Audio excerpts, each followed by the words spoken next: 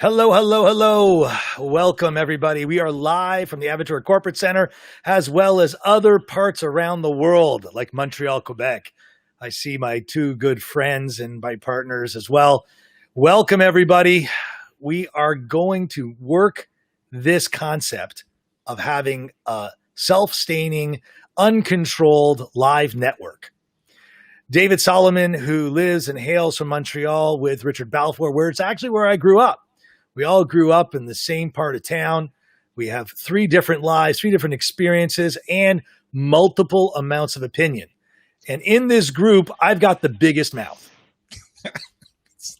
What do you think? I'm not arguing with that point. I think you definitely have the biggest mouth, and probably, I don't know Richard well enough, but I could say probably the most opinionated of the three of us. Yeah, I'll agree with you, David. Yeah, Stuart. Okay, you got the mouth.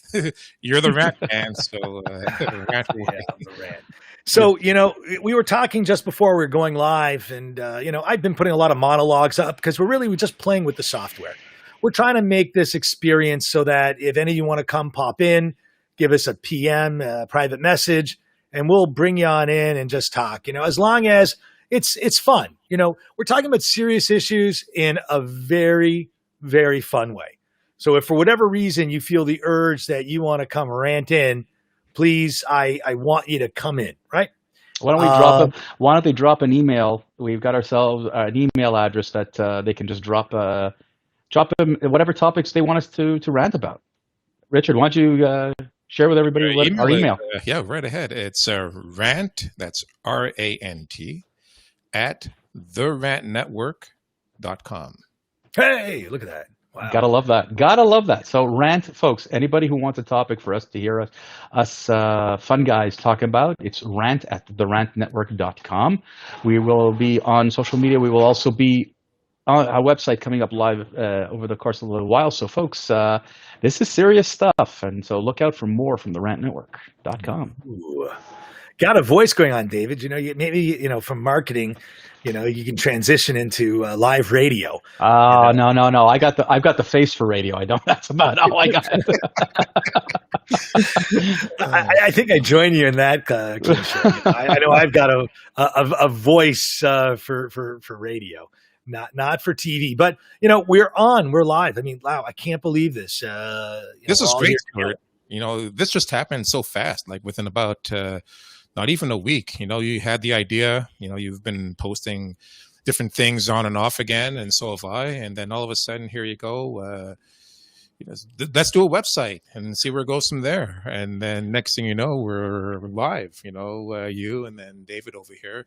And as you can see, I'm practicing my invisible, I think you're there, guest skills, because the way you have the camera set up.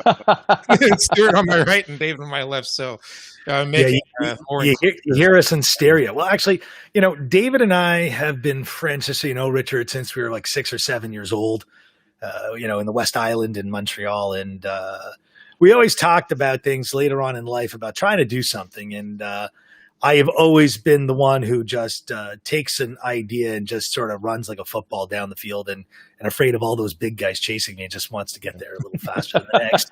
But you're not talking from experience now, are you, Stuart? No. I'd swim or run away, but definitely like to swim, not run as much. But I want to bring up COVID. I'm in South Florida. You guys are in Montreal. You got Canada, the U.S. I got vaccinated early in the week. Got my first needle in the left arm. It was absolutely painless, just so you know. It was all fear. Like everyone saying, oh, look at the size of the needle. Oh, no. It was absolutely zero. Like felt nothing. Actually, when the woman said she was done, after I was looking away going, she goes, it's done. I'm like, really? You did it? Wow. Yeah. Wow. Look, I am in favor of vaccination. We all eat, foods that have been modified seeds by one company or another. And we all eat fruits and vegetables. In some cases have been irradiated. We all eat foods that have been, grown in pesticide soil. We all drink the water. In your case has fluoride. God knows what my water has. What is the argument of taking a vaccine, the non-vax population? And I don't fault any of them. Even though I had a vaccination, I got a mask. I still wear a mask, right? Mhm. It's considerate, but here in South Florida, we've been relatively not as shut down as you guys. Well, look, you know what? Let me tell you something. I think that right now, what I think the fear is going on is that there's such uncertainty, and we're getting confusing messages, not only from politicians, but we're getting from the WHO. We're getting confusing messages from all kinds of places. First, wash your boxes. My favorite had to be at the beginning of this whole thing. If you go back a year ago when we didn't know all about it, it's, when Amazon shipped you a box, make sure you washed your boxes. Make sure you washed the things that were inside it because you didn't know. So we did that, and then they said, well, okay, it really wasn't that.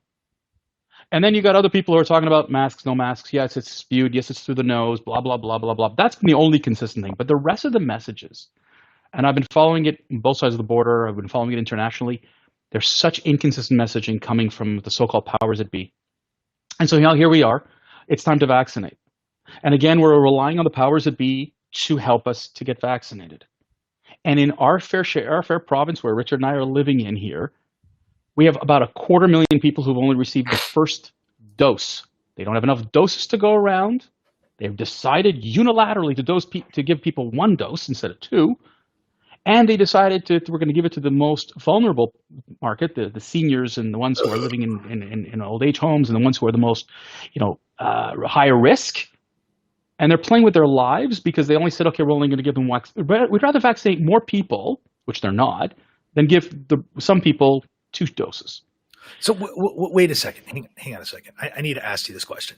Go for it. So you're telling me if they had 100,000 doses, their mandate is let's vaccinate 100,000 people with half the dose that gives you a theoretical coverage versus vaccinating and clearing up 50,000 people. To date, that has been the policy, not just here. Apparently, it's across the country, UK, other countries, because they claim they cannot get enough vaccines from Pfizer and Moderna and the rest of them. But I got a question for you. I got a quick question. Yeah, sure. In the United States, there's a great term, follow the science. Yeah. They say the same thing here, bro. But you want to know what? They're ignoring the science because what they said was, we heard that we can only get 5 doses per vial. We'll get 6. They said that we will vaccinate people twice. They did it once. There are lawsuits pending right now here. And the claim is, hey, don't blame me. Blame the next level of government because it's not our fault. I think there's just been a lot of mismanagement, mismanagement of information, mismanagement of facts, and the long and short of it, people are running a little bit, I won't say scared, but they have to question everything now that the government tells them, because what was, like you were saying, like you guys were saying, what was fine a year ago or 6 months ago isn't fine anymore. So where do you draw the line? And if you're talking about, okay, well, we're going with scientific facts, well, everybody has their own opinion about what the scientific facts are for how they should handle the COVID situation. So personally, I'm at a loss to know what's going on. Richard, I'm with you in terms of like a lot of the information is hard to discern. I have one of my dearest friends, her brother-in-law is an infectious disease specialist. And he's on you get vaccinated. We need to close everything down. He was like, this is awful and will never go away. And he goes, the science is screaming at us, but the politicians are not taking this to the extent that needs to be done, need to help us. And unlike in the United States where you guys have private, public, and all the rest of stuff with medicines and vaccines and whatever, here the government controls 100% of everything. And so we're stuck. Now, I'll give you the impact of all of what we're talking about. And Richard and I are both living this. Businesses are basically shut down. They just reopened retail. Non-essential retail was just opened for the first time on Monday after being shut down after Christmas. Now imagine this is not the first time. They did it again in the spring of 2020. You came to Christmas, which was really critical, and they told people don't go shopping, e-commerce, whatever. And then they shut them all down. Because in their minds they said, oh, this is where the spreaders are happening. No, it wasn't. The spreading is happening when you get gatherings in people's homes, not in a store. They proved that. Didn't matter. They shut retail down for a month. Can I ask Jim, you a question? Can I ask you a yeah, question? Do sure. they also have a rule up there that says you can't go out after 8 o'clock at night? Oh Like, yeah. is there any Yeah. science around that Well, COVID is far more contagious at 8 o'clock at night no, till 6 o'clock in the morning? Like, I didn't it's understand that. it's funny because the curfew that they brought in here, and Richard, you and I are experiencing this curfew, right? Oh boy, yeah. It's been done in Europe, it's been done in parts of the Middle East and Asia. It's not an extreme measure. What they're saying is that people tend to gather in clusters in at homes and whatever at night, and they're discouraging that. And look, the numbers, rightly or wrongly, have dropped here. We were at 3,000 cases a day. Now we're at 800 cases a day. So the government's saying, look, pat on the back. Look how well we did. Look, you guys all listen. This is all wonderful. The reality is that that it's about people. If people would have listened and respected properly, we wouldn't have had to have a curfew. Now, I'll give you another example about the impact of business. When I look right now at downtown Montreal, which was for many years a terrible place to be because of the political situation, the economic situation, whatever, and there were for sale signs and for rent signs all over the place back in the 90s. It looks like that again today. Places are boarded up. For sales and for rent signs are all over the downtown market. Our mayor in Montreal here has been and I'm gonna go and tell her like she's just been awful for small business in Montreal, and this exacerbated the problem. So here we are, buildings are empty. Where my office is, we're the only tenant on the floor. Two others are gone. They're gone. And right now, frankly, you're hearing companies of almost every size downsizing physical space in buildings. What impact is that going to have on commercial space? Retailers are closing What about the psychological down. impact there, David? That's Oh my God. because Oh my God. Yeah. I went through something similar where, in my IT life, I worked at several companies, and mostly each one we were downsized due to economic factors. Back in 2002, it was the internet.com bubble that burst. I was at Nortel. We were at 94,000 employees, and now all of a sudden we were right down to like 12,000, and next thing you know, they're bankrupt and gone. And it's a very disturbing trend because people need to feed their families. And they're used to being able to do that in an office where they're working with people and equipment and technology that they don't necessarily have at home. So now the problem is, okay, how do I cope with managing to feed my family, learn a new skill? Do I have to go back to school and retool or retrain myself? Again, that takes time and that takes money. And with an uncertain future, because until there's a handle on the COVID-19 situation being managed by the governments, until there's a better handle of the situation, I don't think people will have that mindset to think that they can breathe a sigh of relief and think, oh, okay, maybe 6 months down the road, a year down the road, we'll have, better working and living conditions. But there is no doubt. Richard, what you're saying is actually frightening because there's psychological impacts across the board. I have colleagues who live alone. We work remotely. My colleagues, some of them, are living alone, no socializing, can't get together with people. It has a mental impact on them. They don't know if they're coming or going. I know people that are worried whether or not they'll have a job tomorrow, like you said, because of all the downsizing. I know people who cannot work remotely, who must go into work, who must go into a physical space to work because it's not set up. I mean, look, what is a restaurant supposed to do? Delivery only? Not a livelihood just of delivery only. And they have to go in. They have to promote their business. They're not allowed to have customers inside there. I mean, we're dealing with a massive economic, psychological impact. Mm-hmm. And to throw money that the government here has done and to say, okay, here's a couple $1,000, you should be okay, is wrong. And we're going to pay the price for years to come. That kind of, I'm going to jump in here, and I've been a little quiet, which is kind of very much unlike me. Very rare. But look, these are all really important facts. I was talking with my son about being a sheep or being a wolf. And I think that there is a huge issue, which I mentioned a few days ago, stemming from the education system, very different than what we all grew up with. Regardless if you're in the US or Canada or Europe, it doesn't matter. The education system was grow up, be an entrepreneur, be an Euro entrepreneur, find a path and lead the way. That was the message. David, Bal, do you agree with that was the message when we were growing up? Absolutely. It was like open commercialism. Go out there, promote yourself. You got ideas. We got all sorts of business development, planification strategies that'll help you, live the American dream, if you will. But now, I don't see that. But now, well, I just want to continue my tangent, my rant. But the next part is that in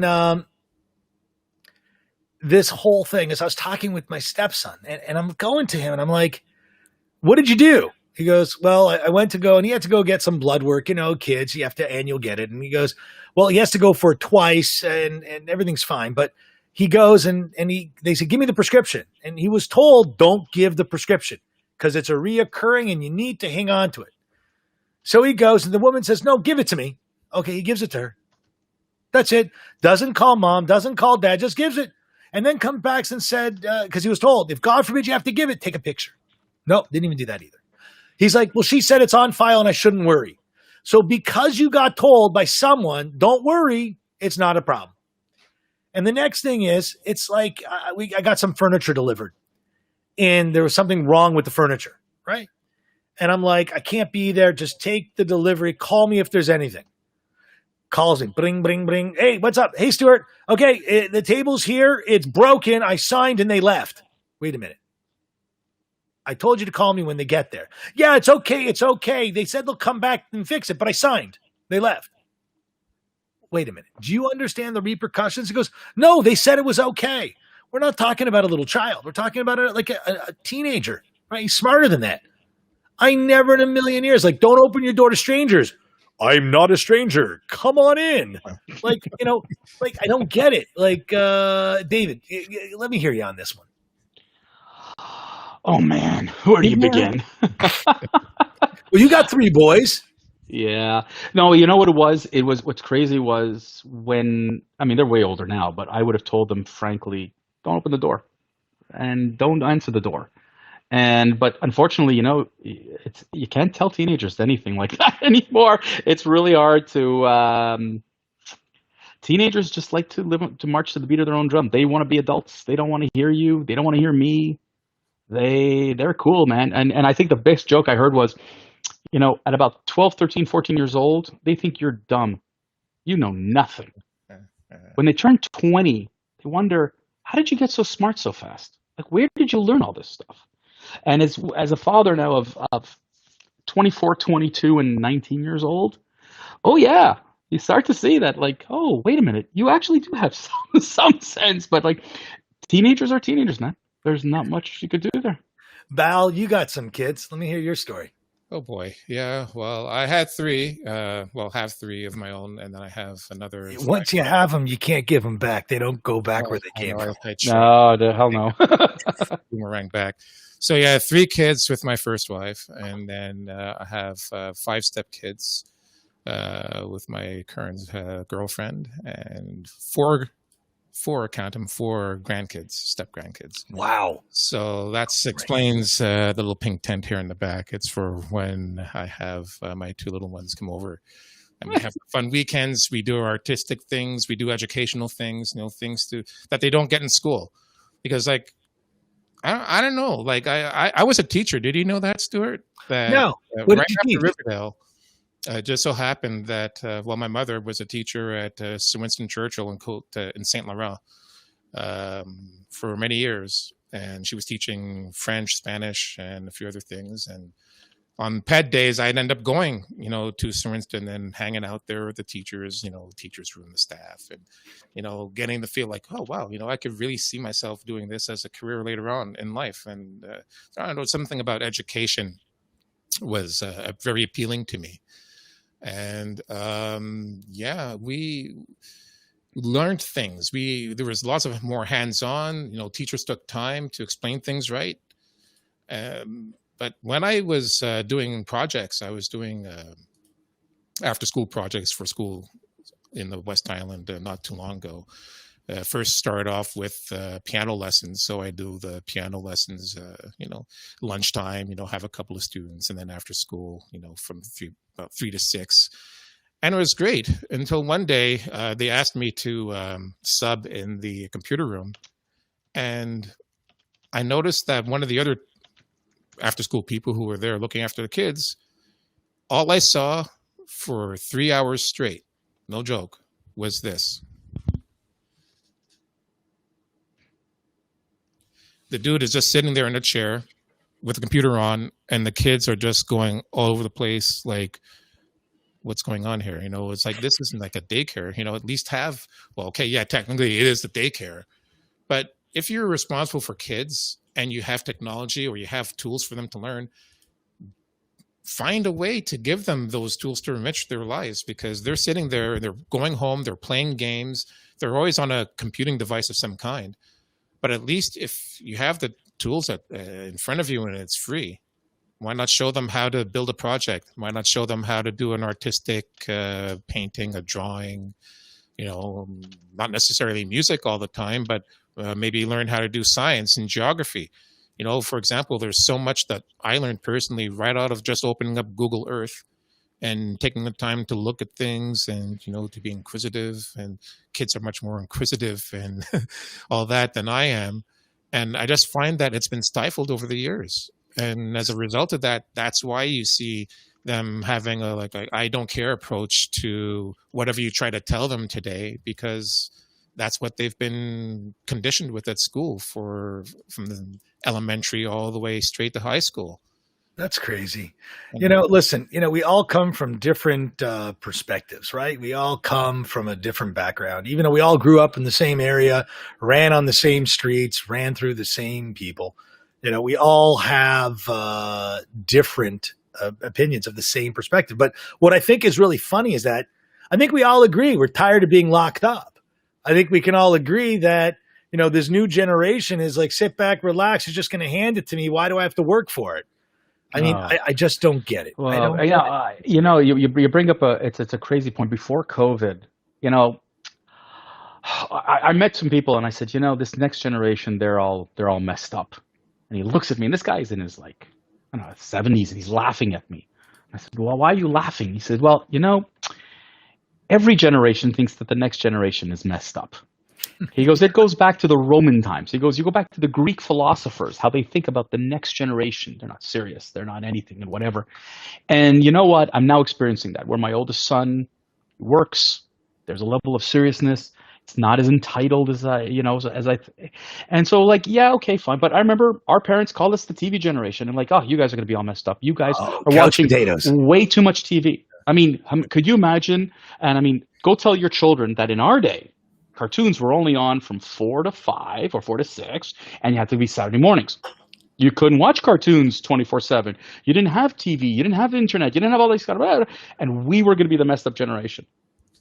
And now we look at now that's dangerous. You'll want to go lighting up dynamite and sit on it and do all sorts. Hey, Richard, we watched Bugs Bunny with all that violence.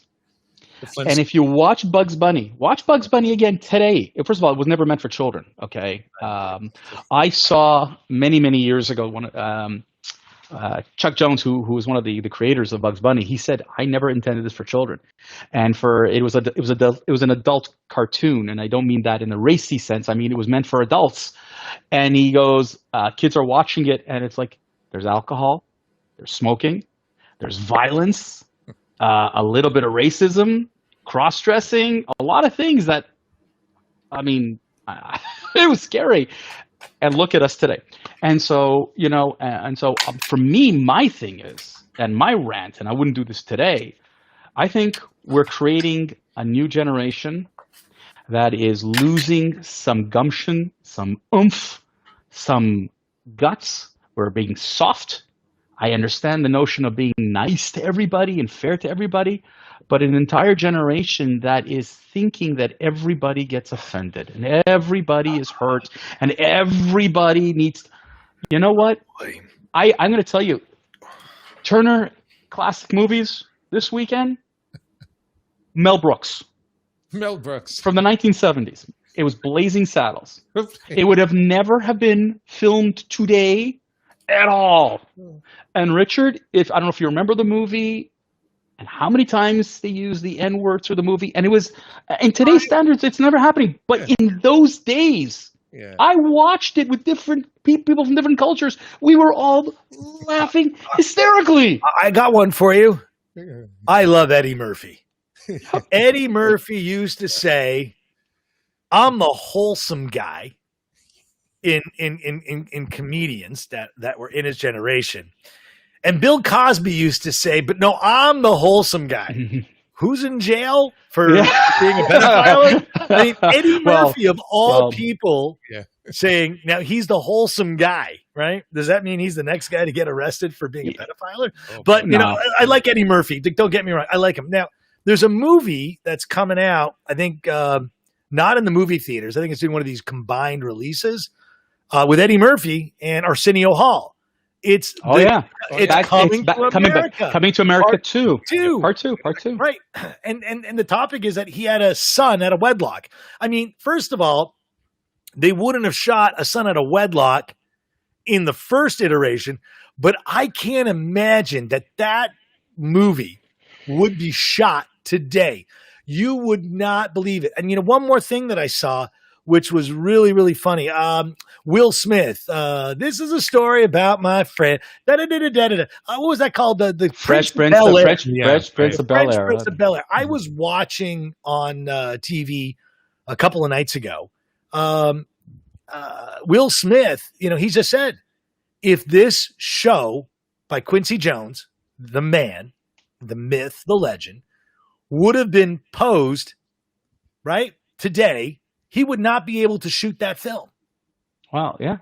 Look, you know, Bal, really, Quincy Jones is the reason why we had the Prince of Bel-Air. It would not be shot today. Different World. Remember, that was the spinoff. Yeah.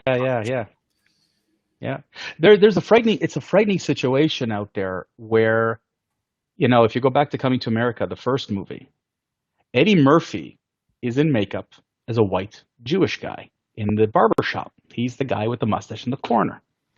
And, you know, we laughed hysterically as Eddie Murphy, an African-American, is doing the, I am a Jew, you know, like that white, like that accent, that whole thing. And we all thought it was funny. Today, you would be offended.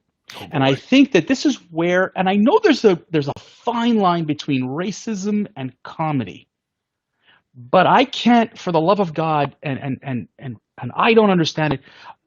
My son put on Netflix the best of 2020 comedy, and you see other African American comedians, you dropping the N-word all the time, and I'm saying to myself, what is wrong with us?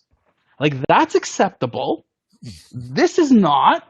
What's going on with why? Where did we go wrong? You're a villain, David. You're a villain. You're a white Caucasian. You're the villain. Yeah, right? I'm called white privilege. Tell him he's the bad man. He's the bad man.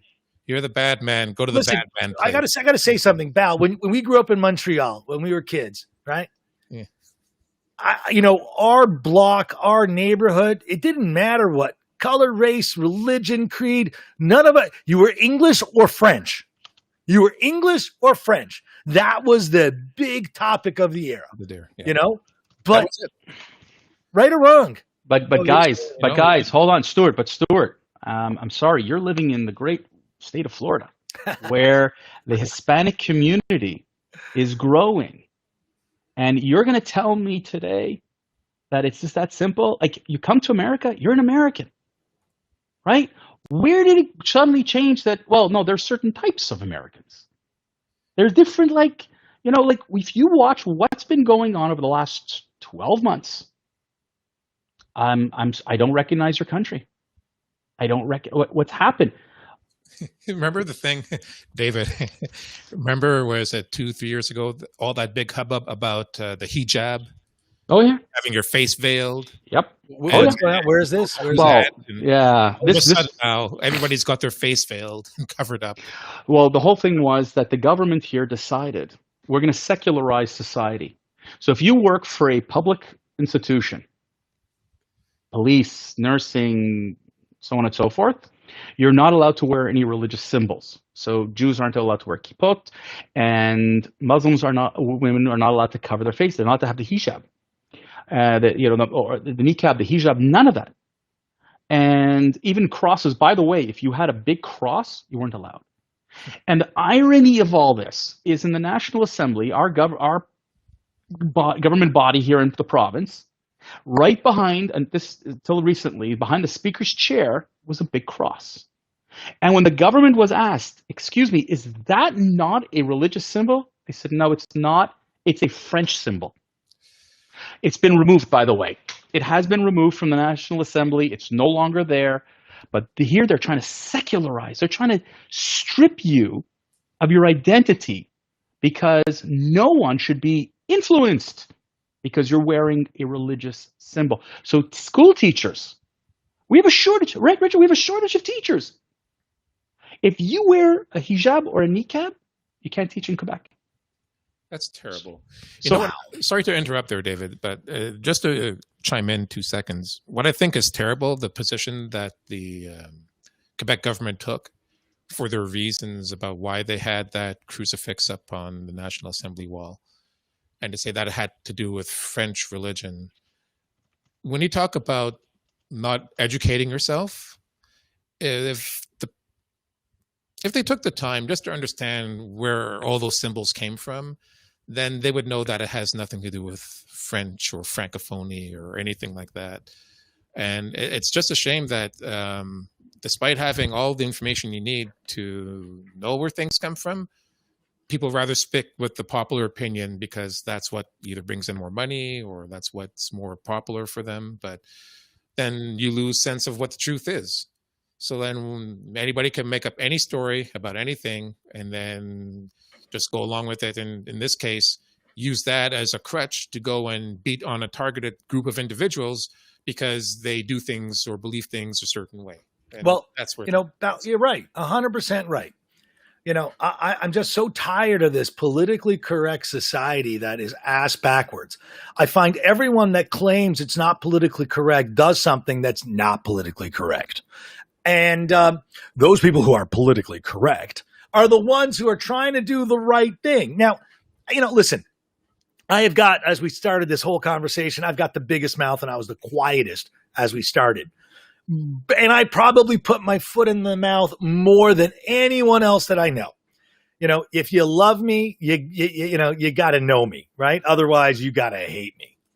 And, I would love to actually have the ability on looking these people straight in the face and telling them what I really feel. Like, I'd like to tell someone how I really feel. Like, I don't know about you, Val. I do it all the time through emails. And I actually had an opportunity to do it in person. And I'll tell you what, it felt good. And not in a sense of anger, because, people say, oh, the things you say sometimes, you sound like you're coming from an angry place or, what's with you? And I go, no, it has nothing to do with anger. It just has to do with when you're seeing good people being taken advantage of, friends, family, and the being taken advantage of is in how they're being manipulated with information from people that don't really care about their lives at the end of the day. I care about your life, Stuart, and I care about your life too, David. And, that's why, getting together and being able to put together information that we know is true because we've experienced certain things and we're able to, think independently, but we all come to the same conclusion that what we're seeing around us is not normal. And it's important, not to keep that in. In music, there's a term, it's called cognitive dissonance.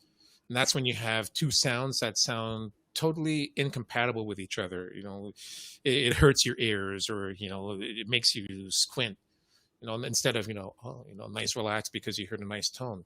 So when we're being presented with information that is contradictory, and we know it from our good judgment, from our senses of, wait, there's something not right about this, and you see people, being blind to it, you have to wonder, what does it take to snap people out of it? I got something. I got to actually say this because I have a good friend who's online. He's been messaging me the whole time, and I'm just going to call him Jeff. Jeff brought up a fact. He goes, "Did you hear that Tom Brady was called a racist basically because he won the Super Bowl as a white guy during Black History Month?" Can you believe this? Okay, the guy is the most victorious quarterback of all times in the NFL, right? There's no one been like him since the beginning of the sport, right? Where they wore leather helmets. Now, I don't know about you, but if you want to stand in line and smack your head against someone else's, good for you. I mean, I played football. I wore a helmet. It hurt like hell. Maybe that's why I talk so much.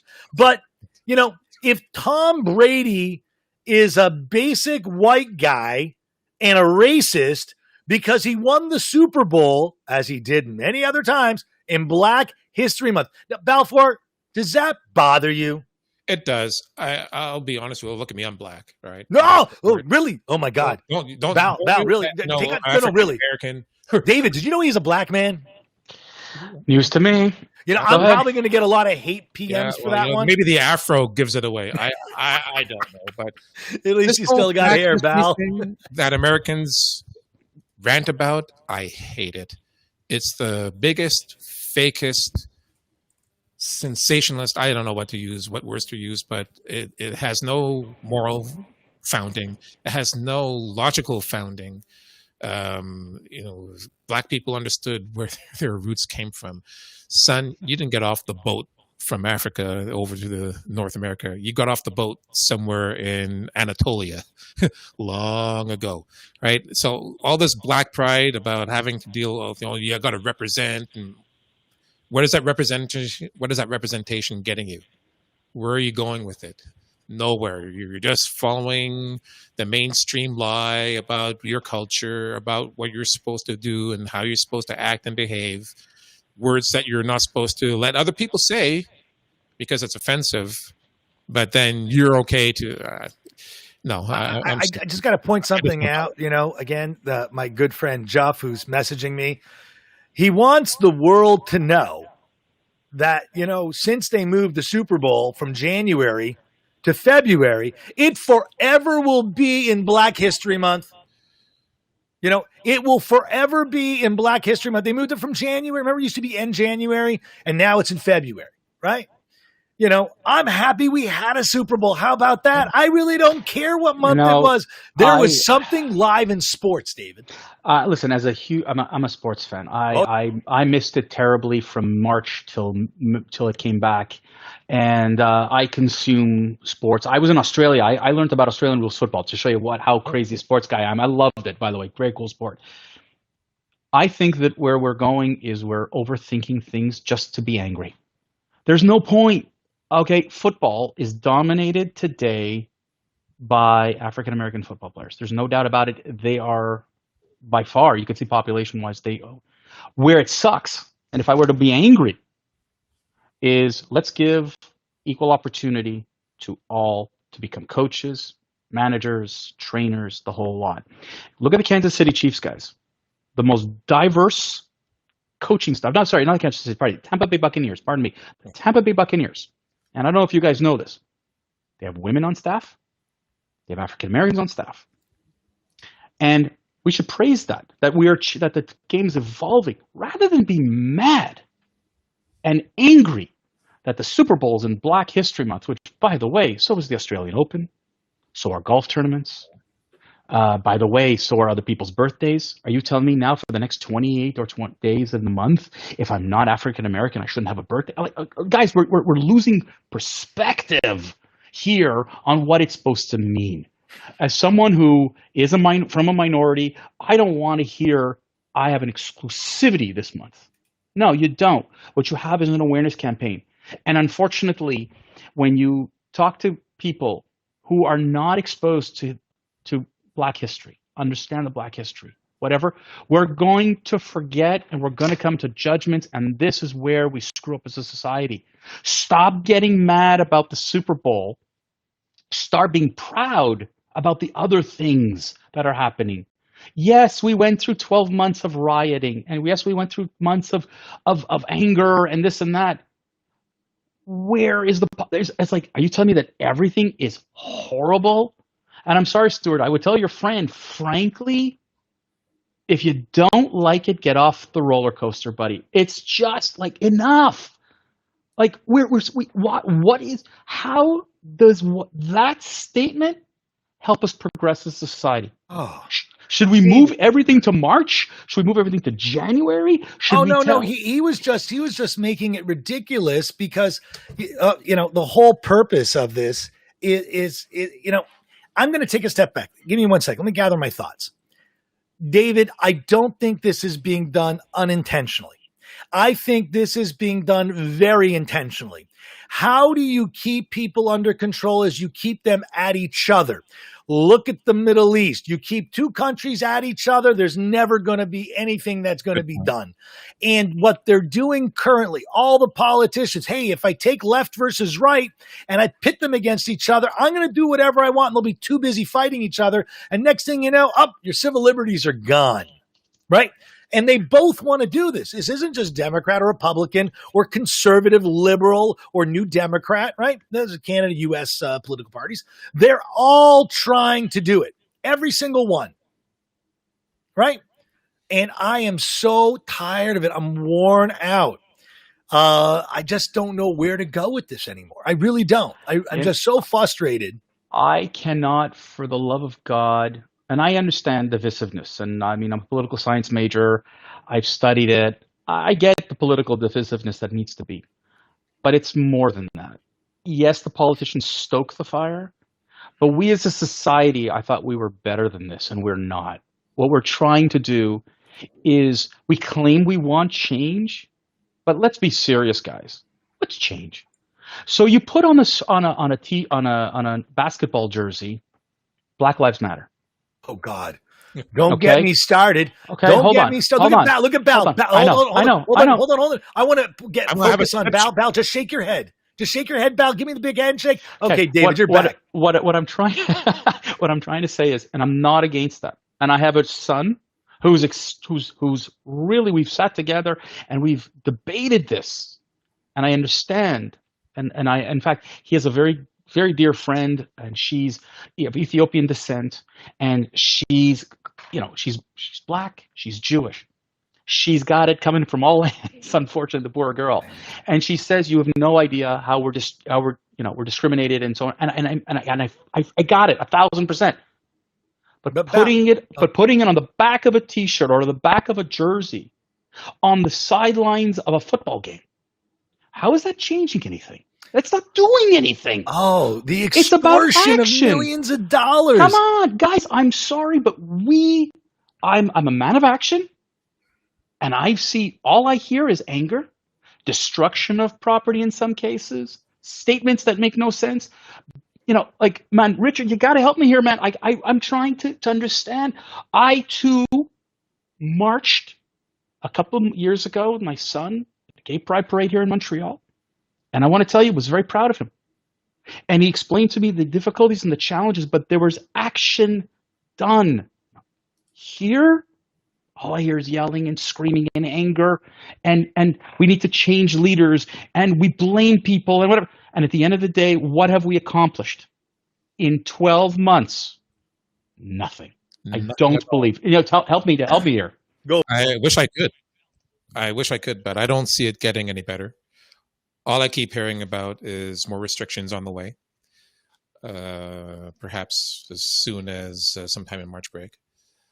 All this Black Lives Matter stuff, okay, putting it on T-shirts, on mugs, on TV shows, like you're saying, you can broadcast it all you want. Look, it's the same thing with anti-Semitism.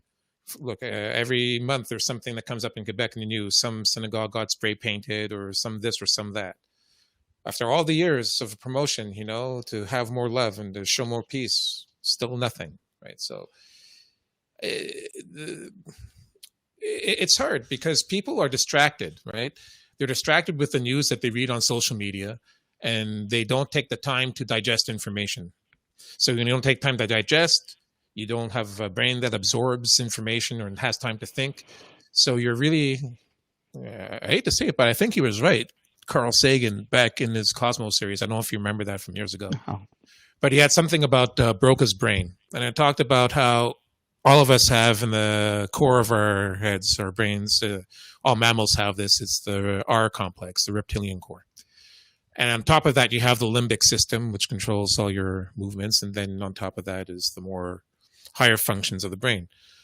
But when we're confronted with things that scare us and put us to fear, we revert to that reptilian complex, which essentially is what controls our fight and fight mechanism. And that puts a lot of stress on someone when they have a constant fight or flight mechanism going, but there's no danger around. The danger is imagined or perceived. Or sometimes the danger might be in assuming the worst when you're hearing news that, we got to lock down again. This person's racial lives need to be more brought up in the open to eliminate whatever the social anxiety of the day is. So it's never going to end. It's going to be Black lives, and then after that, it's going to be purple lives, and after that, it's going to be animal lives, and the cycle goes on. Careful what you say, man. Careful what you say. Careful what you say. People are going to come after you hard. Oh boy! Well, what do you tell somebody? What do you tell somebody after what you just said? Because when I said that, I was called a blatant white supremacist, a racist, privileged. Well, you are white, and I what? You could be a supreme person. No way! Cool. What? I think my personality is supreme, but not my skin color. Or beige, or I don't know what you would call it. No, I think we've all lost a handle on our origins as a start. I got a question. I got a really good question. David, are you white? Or are you sand?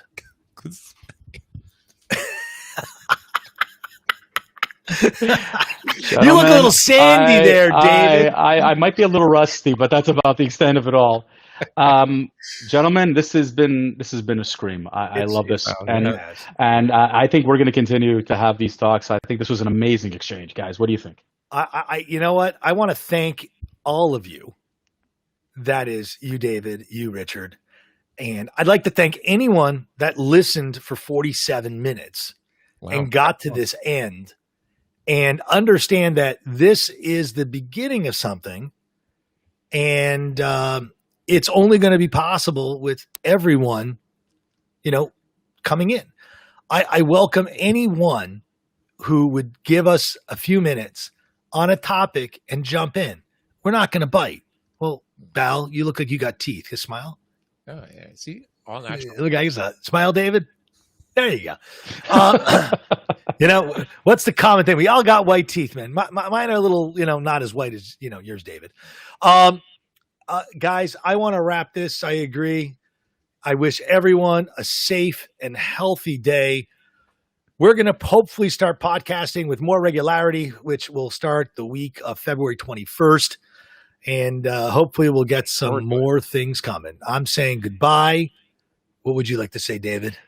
Guys, stay well, stay safe, and let's continue ranting, baby. And Richard, what is your goodbye? Stay safe, everyone, and protect your loved ones, and wear a mask if you go out there. Oh, boy. And since I am the big mouth and I need to get the last word in, rant on, be honest, be faithful, tell someone the way you really feel.